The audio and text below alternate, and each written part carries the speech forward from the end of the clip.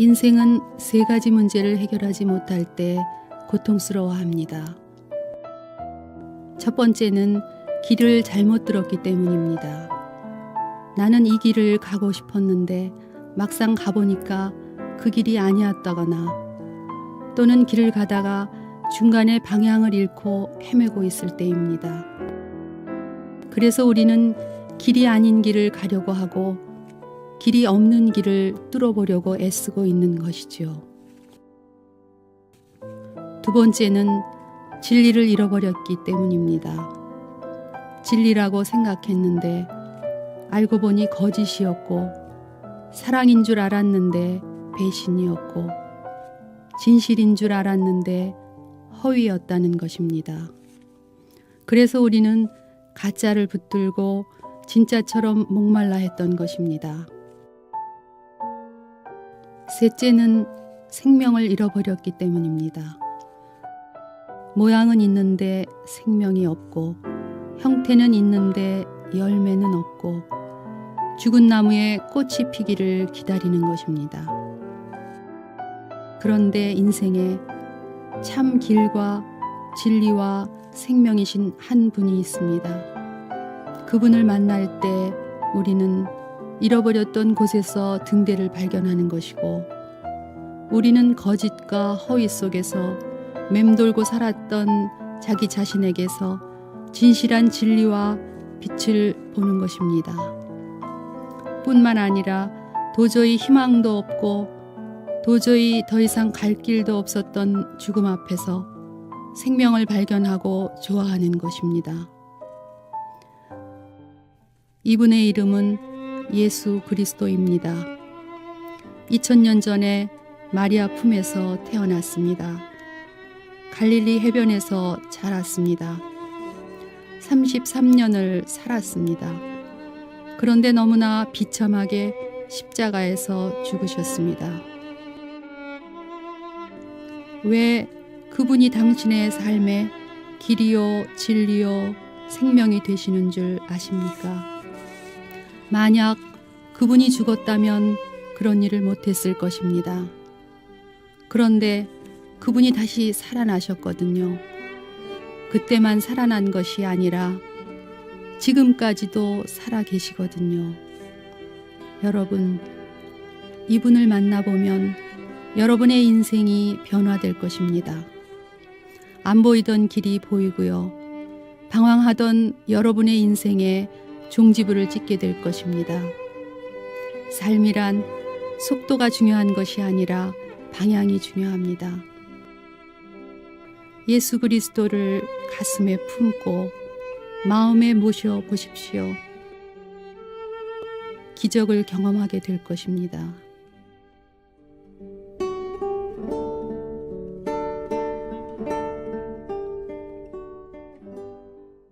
할렐루야.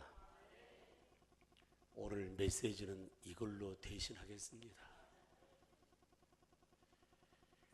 수십 년 동안 신앙생활을 했는데 내가 난 자식들에게 어떤 말로 복음을 전할 것인가? 한 핏줄이요, 어쩌면은 한 가족인데도 복음 하나 전하지 못하고 쩔쩔매는 삶이 현재 우리 가운데 나타나고 있습니다. 지금 세대는 참 행복한 세대 같습니다. 행복한 세대. 지난 주간에 한 장로님이 캐나다를 갔다 와서 너무너무 힘든 부분을 저한테 한번 이야기를 해 주었습니다. 캐나다에 축제가 일어났던 것입니다. 그 축제가 다른 축제가 아니고 전 세계의 동성애자들이 캐나다에 모여서 축제를 하는데, 한마디로 보면 그들이 원하는 바로 올림픽과 같았습니다. 그런데 참여한 나라에 국기가 다 있는데 거기 안에 대한민국 국기도 있었습니다. 이 말을 저한테 전하면서 참 큰일 났다는 부분이에요. 교통을 다 통제하고 수많은 인파들이 동성애들이 행진하는 그를 보고 특별히 그 광경을 찍었는데 음성 부분이 녹화가 안 됐다는 말을 하면서 세상이 완전히 망가졌다는 말씀을 하셨습니다. 저 다음에 누가 담임 목사님이 되어서 우리 영락교를 이끌지 모르지만은 제가 말씀을 가만히 묵상하면서 저는 참 행복한 목회를 하고 있구나, 이렇게 내 마음을 다시 한번 생각하면서 정리했습니다. 지난 9월 달에 본교단에서 하나를 결정을 했습니다. 뭘 결정했냐면은 대한예수교 장로회 우리 합동측 교단의 헌법에 담임 목사는 이런 자를 주례를 거절할 수 있다고 명시하게 되어 있었습니다. 그 명시 내용이 동성애자를 주례를 거부할 수 있고 동성애자는 교회 안에서 밖으로 내쫓을 수 있는 한 항목이 들어와 있는 내용입니다.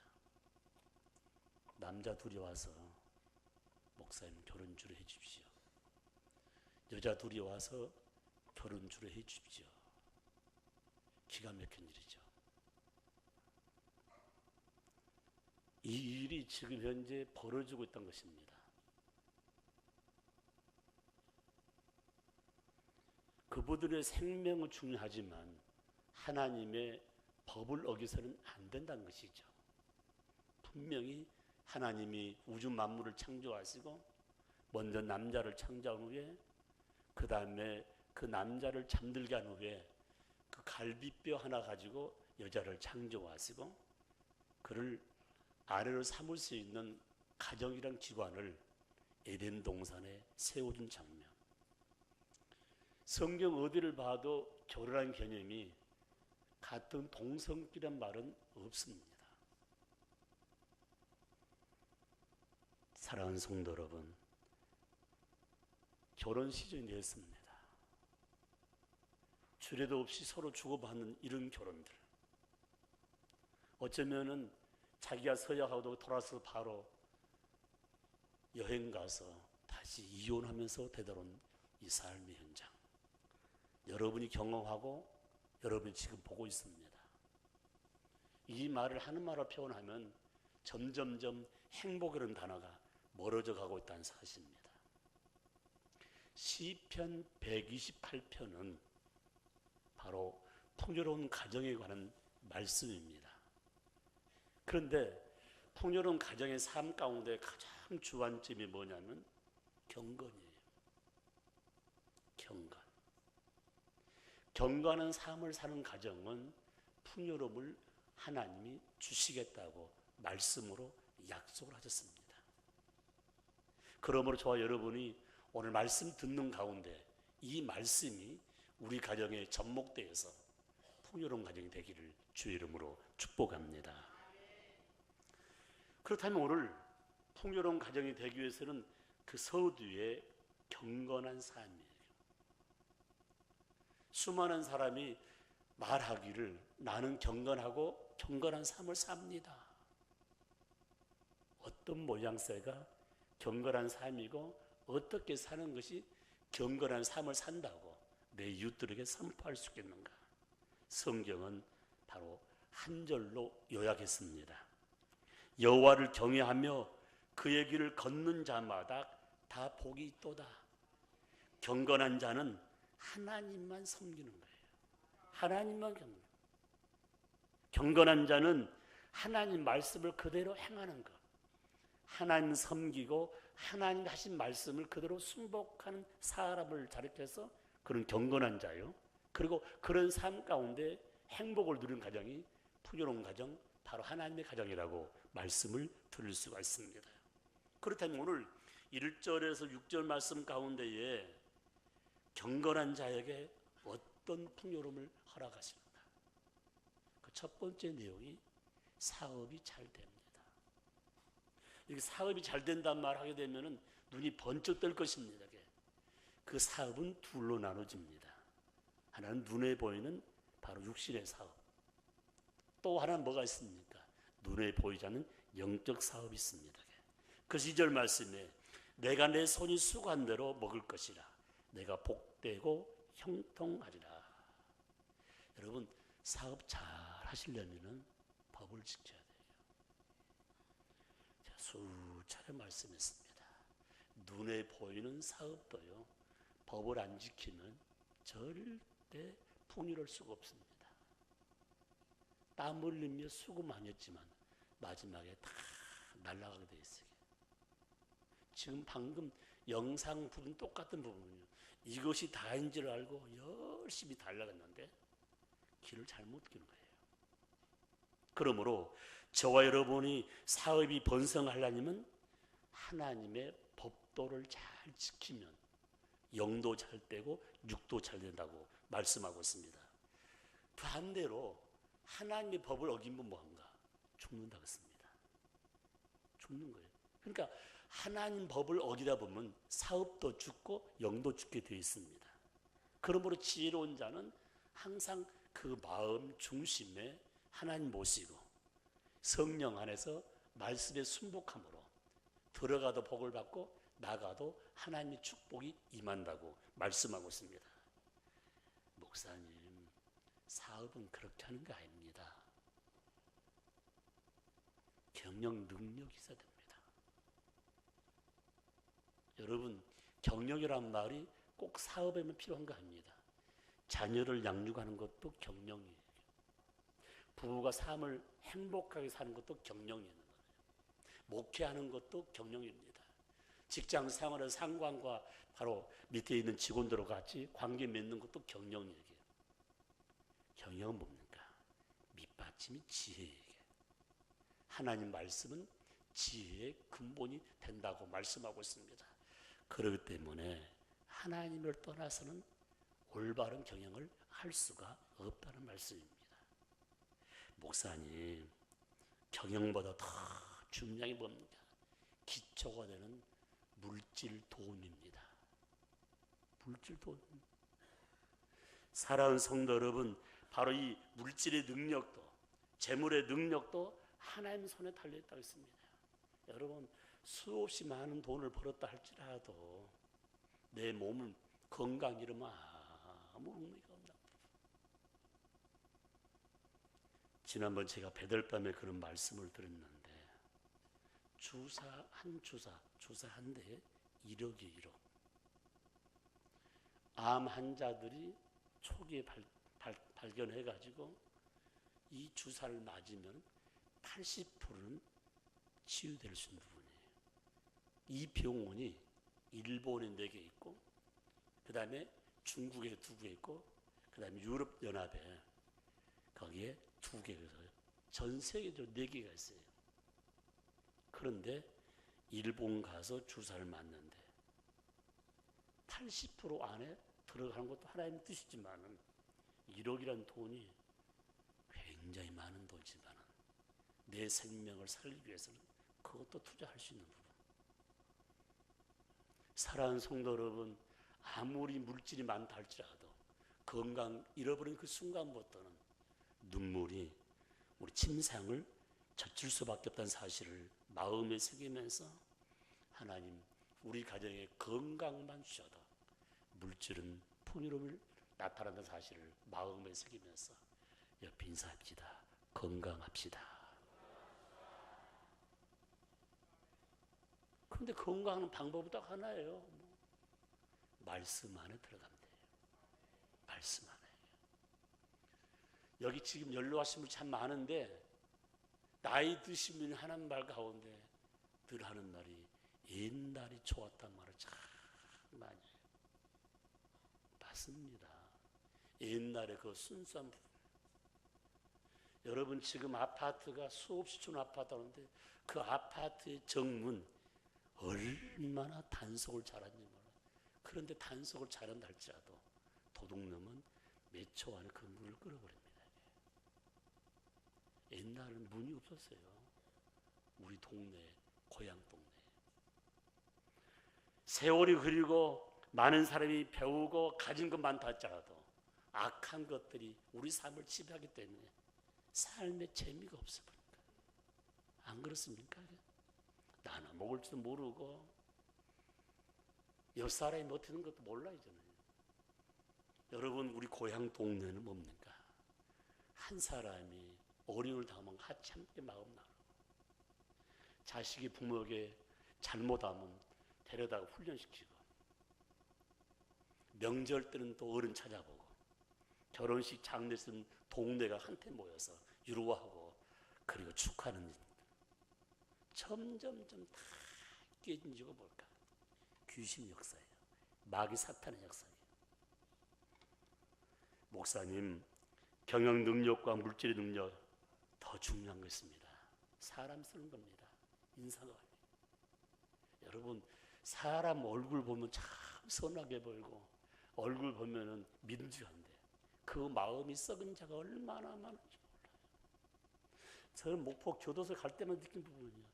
거기 제일 인물 좋은 사람은 다 거기 있고 얼굴 모야 보면 악한 자가 하나도 없어요. 다 선하게 보이고. 그리고 거기는 장애자도 없어요. 건강하고 잘났고 모양새가 정말 진실한 같은 사람이 거기에 다 지금 자유를 잊어보고 삶을 사고 있는 부분이에요. 인사 관력 능력이 누구 손에 있습니까? 하나님 손에. 제품을 만드는데 이 품질 관리 능력이 있지 않습니까? 품질 있지 않습니까? 우리나라가 지금 자동차 산업 가운데 굉장히 빨간 줄 알았더니 얼마만 지나면은 중국을 못 따라간답니다. 그 내용을 쭉 읽어보니까 왜 못 따라가느냐. 중국에는 유럽의 유명 메이커의 자동차 회사가 다 들어왔는데 계약 조건이 뭐냐. 몇 년을 여기서 장사를 하게 되면 너의 기술을 그대로 이전시켜달라는 약속이 됐는데 지금 유럽에 있는 좋은 차의 모든 파트를 만들 수 있는 지금 기술이 다 따라왔다는 것입니다. 여러분, 자동차 중국에서 나온 거예요. 중국 제품이란 것 뿐이지 한국 차가 싸우면서도 잘 나갑니다. 전 세계 모든 삶의 현장에 차이나 제품이 다 휩쓸고 있습니다. 그들이 말합니다. 무슨 말합니까? 조금만 있으면 다 경제를 차지한다 할지는 그건 하나님 믿기 때문에 하나님이 하시는 일입니다. 사랑하는 성도 여러분, 우리 사업의 거침돌을 제거해야 되는데 그 거침돌이 뭔가요? 바로 내가 믿음 안에서 성실하게 살고 믿음 안에서 진실해야 되는데 성실과 그리고 진실은 다 무너지고 겉포장만 아름답다는 부분들.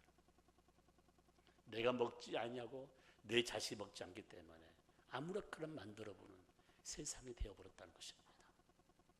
그러면 오늘 주는 메시지가 뭡니까? 너의 심령에 진정한 경건성이 들어가면은 말씀 속에서 사업을 경영하기 때문에 안 되는 일도 잘 될 수밖에 없다는 사실을 마음에 새기면서 여러분 월요일부터 토요일까지 뼈가 부술 정도로 열심히 일하세요. 그리고 주일의 첫날, 한 달의 첫날을 하나님께 드리면서 하나님 도와주셔야 되겠습니다. 사람도 모아주시고 물질도 모아주시고 경영 능력도 다 함께 달라고요. 다시 말씀드립니다. 나의 거침돌이 뭔가 말씀의 눈에 비춰보면 환히 다 보입니다. 알면서 왜 행하지 못하는가? 귀신에 짓눌러 있다는 사실입니다. 두 번째 메시지입니다. 참된 경건은 바로 가정을 풍요롭게 하고 행복하게 합니다. 우리의 쉼터는 가정입니다. 그래서 여러분들이 이 명절 때에 동서나무 다 터졌다가 집에 문을 열고 들어오면서 하는 말이 우리 가정이 제일 좋다는 부분. 믿으시면 아멘 하시기 바랍니다. 왜 그런지 아십니까?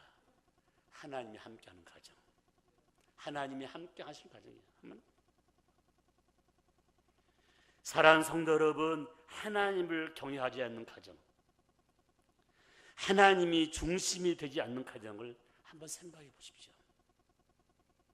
그런 가정은 어떤 가정일까? 한마디로 표현하면 하나님 말씀의 궤도를 벗어난 별과 같은 궤도를 벗어나면 어떻지 않습니까? 자기 멋대로 미사일을 쭉 쏴가지고 이 지구촌의 파트를 벗어나면 바로 천체 세계들하면 자기 멋대로 다니는 부분.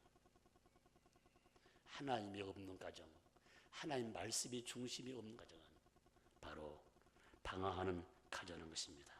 행복한 가정, 하나님 말씀의 축을 벗어나지 말아야 한다는 말씀입니다. 말씀의 축을 벗어나면 그 순간부터는 불행하다는 것이죠. 그래서 성경은 죄란 말을 하말티아로 표현했습니다. 하말티아는 뭐냐? 빗나갔다는 것입니다. 뭘 빗나갑니까? 하나님 말씀을 빗나가는 것이 죄란 부분이죠.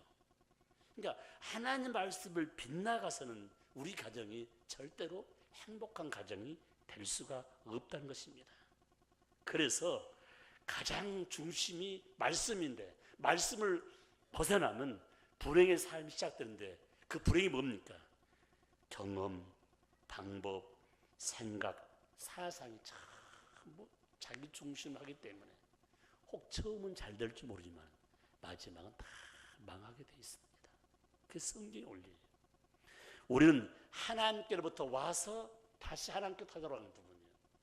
인생은 어디서 왔다가 어디로 가는지 모른다는 노래 부르는 한 가수의 말처럼 인생이 어디서 와서 어디로 가지 모르는 그런 인생을 사는 사람들이 수다하는데 우리는 하나님께로부터 와서 다시 하나님께 돌아가는 인생 삶 가운데 가장 행복한 자는 모든 것이 하나님이 중심이 될 때만이 행복한 삶을 살 수가 있다는 것입니다.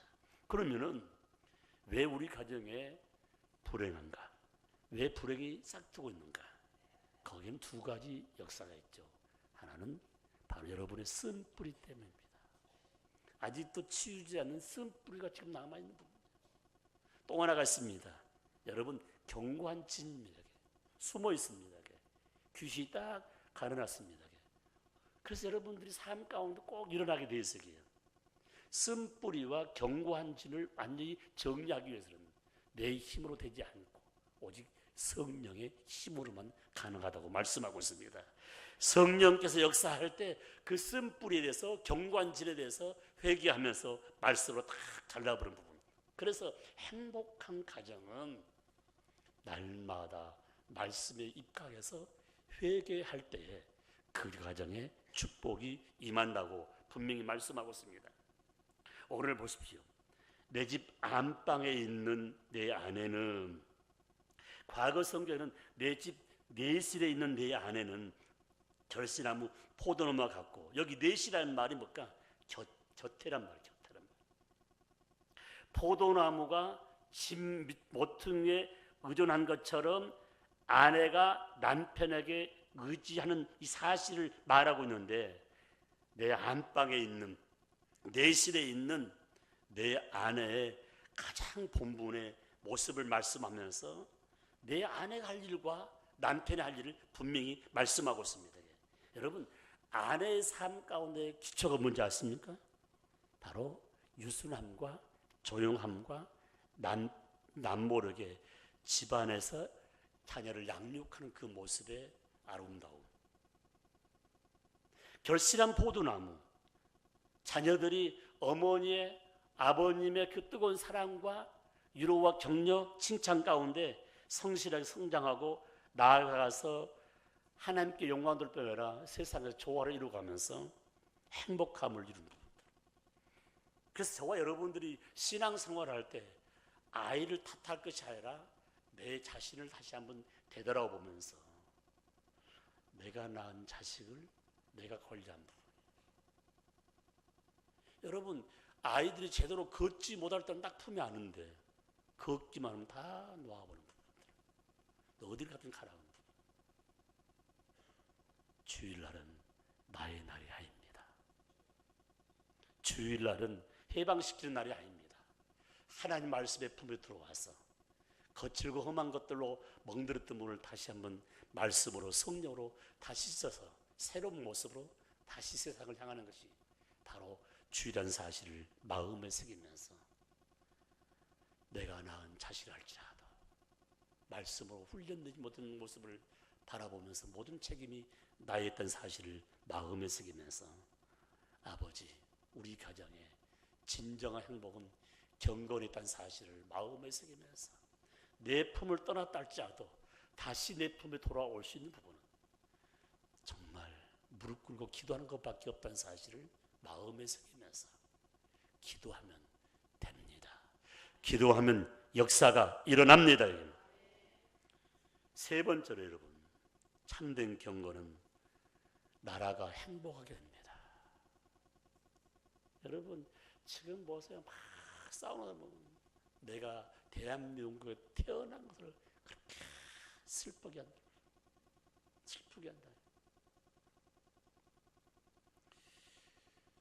전 세계에서 가장 많은 민족이 와 사는 나라가 미국입니다. 그런데 이 미국에서 가장 강하게 다루는 법이 있는데 뭐냐면은 나라가 정한 법을 어기면은 그냥 미국에서 내쫓습니다. 그리고 공권력이 굉장히 강합니다. 왜 그러냐면 전 세계 민족이 와 살기 때문에 그 나라의 법을 가지고 와서 잣대를 지면 안 된다. 미국이란 나라의 잣대를 가지고 다 한 번은 제가 미국의 차를 빌려가지고 차를 운전하는데 마침 내리막길인데 그게 브레이크가 좀 약하더라고요. 근데 쭉 가니까 뒤에서 경찰차가 와가지고 쓰라해가지고 탔어요. 그리고 문을 내려줬더니 면허증을 달라가서 면허증을 줬습니다. 가만히 있어. 보니까 한국의 국제 면허증이니까 그분이 이렇게 말씀했습니다. 조심히 운전하라고. 그냥 가라더라고요.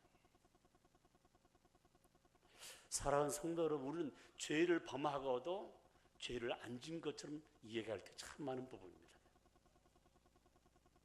오늘날 많은 사람들이 나라는 어떻게 되든 간에 나만 잘 살면 된다는 이런 사고방식이 어쩌면 우리 삶 가운데 지금 스며왔다는 부분입니다.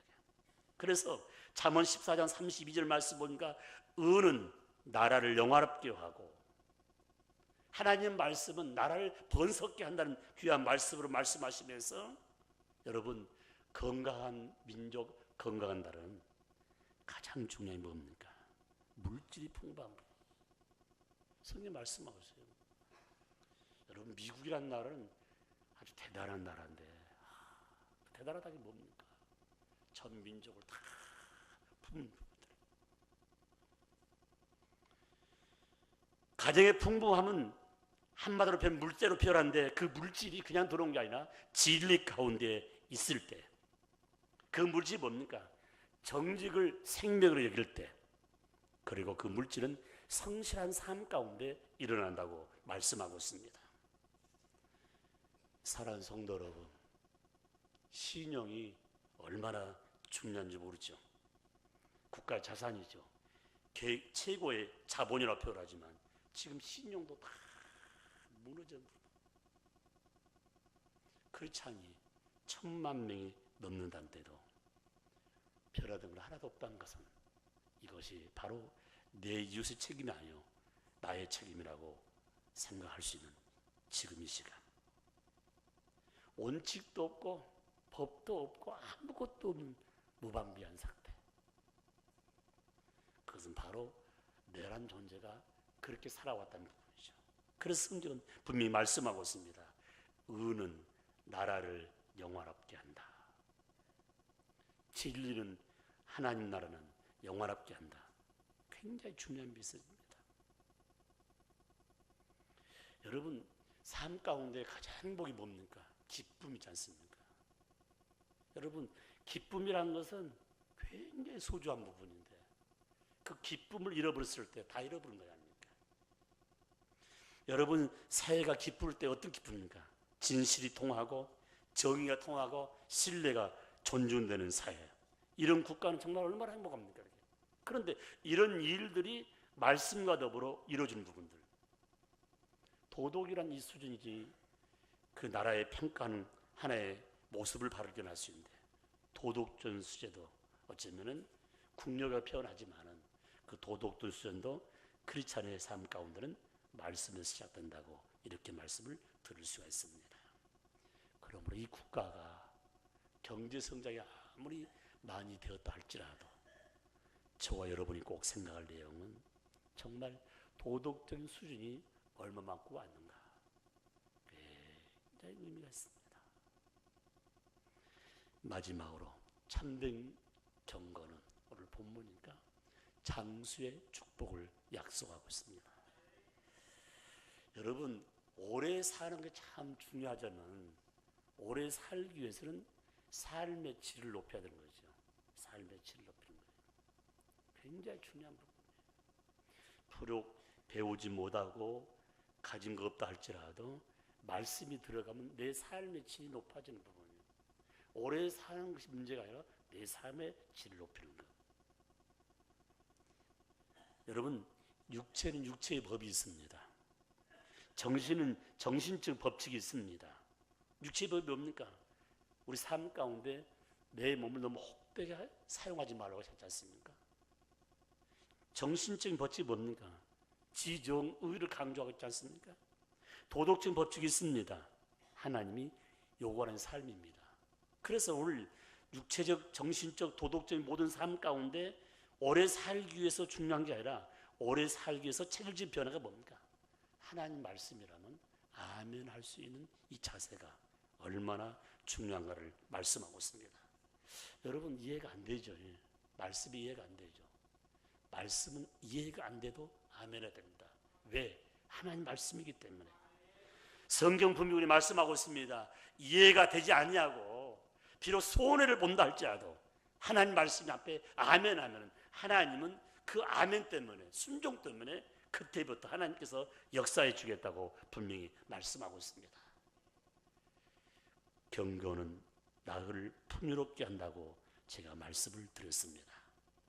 가정이 풍요롭고, 그리고 더 나아가서는 우리의 사업장이 풍요롭고, 나라가 풍요롭고, 우리의 삶 가운데 장수의 연장 가운데 가장 중심은 바로 말씀이란 사실을 마음에 새기면서 그 풍요로운 가운데 내가 어떤 삶을 누릴 것인가, 아버지 뜻대로 삶을 사는 겁니다. 아버지 뜻대로. 이 풍요로운 가운데에 하나님의 영광을 드리는 것입니다. 여러분, 장수 가운데 뭡니까? 우리의 지혜 수준을 높인다고 하는데 그 지혜 수준이 뭡니까? 좋은 집을 짓고 좋은 옷을 입고 좋은 차를 타고 그게 아니고 영혼을 바라보는 영안이 열리라고 분명히 말씀하고 있습니다. 다음 주부터 우리가 소중한 분을 모시기 위해서 함께한 분들 많은 분이 기도하고 이 부분을 함께 할 수 있는 부분, 다른 거 다 내려놓고 있지 않습니까? 가서 관계에 맺었던 분을 함께 모셔나와서 양육한 부분들, 금년에도 10명에 가까운 부분이 천국에 가셨습니다. 10명 가까운, 그 10명 가까운 분들이 우리 교회에서 양육되지 않으면 몇 년 안간 텅텅 비는 하나님 교회가 될 것입니다. 사랑하는 성도 여러분, 영혼 구원에 대한 말씀하면 다 잊어먹어버려요. 나하고는 아무 상관이 없어요. 어떤 분은 그냥 이 말씀 듣는 순간 다 잊어먹어요. 나는 나하고는 아무 관계없어. 어떤 분은 삶의 현장에서 말씀이 생각나서 복음을 전하고 아주 애쓰는 부분, 다른 분은 놔둔다 할지라도 가장 급한 분, 우리 가족들을 하나님 전에 끌고 와서 함께 말씀 속에서 다시 변화할 수 있는 부분들, 방금 우리가 보았던 영상, 성경 전체 흐름을 우리에게 심어주고 있는 내용입니다. 그러므로 나는 복음을 전하도 그만 안주도 그만 아니라 복음 전한 것은 우리의 사명이라는 사실을 마음에 새기면서 이 사명을 위해 살고 이 사명을 위해 죽는 것이 하나님 자녀의 본분이라는 사실을 마음에 새기면서 내가 경건 가운데 풍요로움을 누릴 수 있는 저와 여러분이 꼭 되시기를 주의 이름으로 축복합니다. 축복합니다.